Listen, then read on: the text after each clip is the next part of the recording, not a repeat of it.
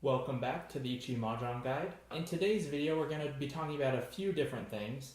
If you've watched previous videos on this channel going over the various yaku in this game, you'll notice that in most of them I pointed out some conditions where, depending on what your weight looks like, one or more sides of that weight might not be able to fulfill the yaku in question, and therefore the value of that hand would be decreased if you won on one of those tiles that does not qualify for that yaku.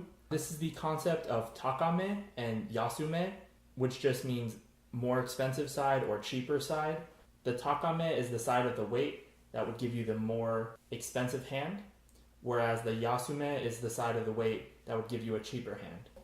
This hand is in Pinhu Tenpai, but it can also qualify for Tanyao if you win off of the 4-mon as opposed to the 1-mon. In this case, the takame would be the 4-mon, whereas the yasume would be the 1-mon. So in that example, the hand would have the yaku for Pinhu no matter what, so you could win it on either weight. So the hand in this example, we have this hand that is either waiting on a 3-so or a hatsu, where the hatsu would produce yaku but the 3-so would not. This type of hand that does not have any yaku at all unless you win on a specific tile is subject to the rule Auto-zuke or Saki-zuke. They both mean the same thing. Auto-zuke is a rule that determines whether or not you are allowed to win on a hand when yaku is not guaranteed. Essentially, if you think of it in the terms of the yasume and takame, if the yasume of the hand has no yaku at all, the rule of Auto-zuke would apply. In most rule sets, Auto-zuke is allowed, meaning that you are allowed to win on the takame of a hand with no other yaku. In this case, it would be the hatsu. But in some rule sets, it is not allowed, therefore you would not be able to win this hand unless you have guaranteed yaku. In this case, the hand is closed, so even if Auto-zuke were not allowed, you could just rely on the yaku for menzen and tsumo. But that's not always the case.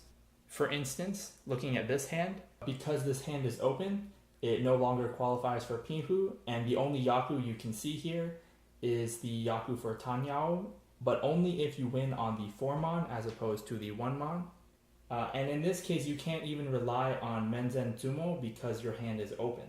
It can be really dangerous to do stuff like this because of the next thing we're going to talk about, and that is Furiten. The full term is Furi Tenpai, but it's just abbreviated as Furiten and literally means thrown away tenpai. There are multiple types of Furiten. The main one is that if any of the tiles that you have discarded are one of the tiles on which you are waiting, you cannot declare don at all. You can only win by tsumo. In this case here, we have the same hand waiting on the 1-mon or 4-mon, but there is a 1-mon in the discards. So therefore this hand cannot win by don. It can only win by tsumo. And because it has no yaku without the 4-mon, it can only win by tsumo on the 4-mon. The way this can be dangerous is if, while you're in this tenpai with an Auto-zuke on Tanyao, you draw the wrong side, in this case the 1-mon. You cannot win on this 1-mon at all. You must discard a tile from your hand that has the shape of a winning hand, and therefore you will end up in Furiten no matter what. So you toss this 1-mon, and now you can't win by don at all. You just have to hope that you tsumo on that 4-mon. So that's why it's kind of dangerous to open your hand like this. You could end up drawing the wrong side of your weight, not being able to win by menzen tsumo, and ending up in Furiten. And Furiten does not only apply to the tiles in your discard pile. For instance, if the player to your right had declared chi on the 1-mon you had tossed earlier, and they have that sequence open, the reason that you have to turn the tile that you call from an opponent sideways and indicate from whom you claimed that tile is for the purposes of Furiten. So in this case, even though that 1-mon is not in your discard pile, you still discarded it and you are still in Furiten for this tenpai.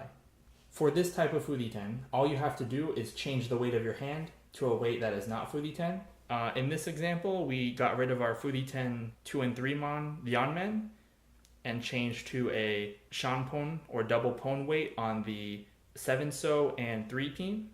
So not only is this not Furiten, but we also are not subject to Auto-zuke because our hand is guaranteed to have the yaku tanyao. And if you have to open your hand like this, this is the type of thing you should be going for, something with guaranteed yaku, but that's besides the point. So the next type of Furiten we're going to talk about is temporary Furiten. This type of Furiten occurs when one of the other players discards one of the tiles on which you are waiting, and for whatever reason, you choose not to win off of it, whether you have no yaku or it's too cheap and you don't want it. No matter what, that puts you in Furiten until your next draw. So you don't have to do anything special like break up your tenpai to deal with it. All you have to do is just wait until you get another draw and then you're out of Furiten, or at least out of temporary Furiten. So for instance, using the same example, let's say the person across from us tosses out the 1-mon. That is one of the tiles on which we are waiting with our tenpai, but we cannot win off of it because then we would have no yaku. So then if the player to our left tosses out the 4-mon like that, we cannot win off of it because we are in temporary Furiten. But as soon as we draw a tile, we're out of temporary Furiten. So we just can discard it and continue the game, hoping that our 4-mon will come out again. So the last type of Furiten we're going to cover in this video is permanent Furiten after Riichi. If after you declare Riichi, you do not win on the first tile that completes your hand, you will be in Furiten for the rest of the game, no matter what. For instance, we have the same hand, this time closed and having declared Riichi a couple turns ago.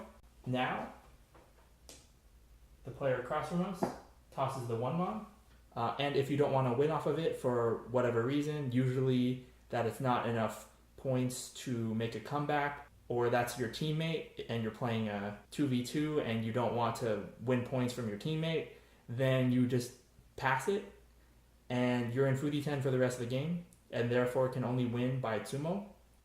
So at this point, all you have to do is hope that you can tsumo. So to review, in this video we talked about the terms takame, yasume, Auto-zuke, and Furiten, where Furiten is a condition that prevents you from winning a hand by don, meaning that you can only win a hand where you are Furiten by tsumo. So it's not as if all hope is lost, you just have to tsumo. I know Furiten can be kind of a confusing concept, so if you have any questions, feel free to leave them in the comments down below, and thank you for watching.